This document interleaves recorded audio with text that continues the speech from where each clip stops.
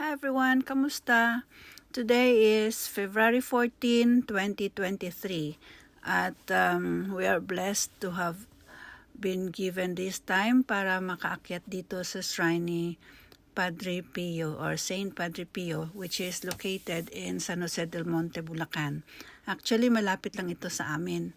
And as we can see, I was told na maraming steps dito mataas. And ganun pa man, I tried my best na umakyat at mabuti na lang at meron naman kaming sasakyan, so doon kami sa likod dumaan. But then, sinubukan ko pa rin siyang bumaba at akyatin ulit. And I feel blessed kasi kahit papano, although na masakit yung aking likod, yung aking binte at tuhod, ay na-manage ko pa rin na umikot at umakyat dito. Kasama ang aking mga dating kaibigan at mga dating kasamahan sa simbahan. Nandiyan si Ate Linda, si Ate Ninang Colinda, Imperio. Tapos si Ate Sally Bautista, si Ate Lina Bejo, si Ate Che, sino pa ba kasama? Of course, yung aking pinakamamahal na kapatid, si Ate Pressy, then si Ninang Feli, at si Ate, si Ate Vicky, na isa din na kailangan din ng suporta sa kanyang paglakad, pero nakaakyat din dito. And of course, yung aming best na photographer, si Ate Norma Brigola. And so guys, ayan, tignan nyo, napakaganda ng lugar, tahimik at fresh ang hangin kahit na medyo mainit, maaraw, but ang sariwang-sariwa pa yung hangin. So, ito ay matatagpuan lang po dito sa San Jose del Monte, Bulacan. So, let's go. Samahan niyo po kami para mag-explore. At the same time ay magmuni-muni at magmanalangin through Padre Pio na yung ating mga karamdaman at yung ating mga kung ano man yung ating mga nararamdaman sa ating buhay, sa ating sarili, sa ating health. Nawa ay pagpalain tayo at bigyan ng lakas, and through Padre Pio ay magkaroon tayo ng pag-asa na muling maging healthy. So, ayan po, nakikita ninyo po yung aming mga pictures habang kami ay nag-iikot dito sa loob ng simbahan.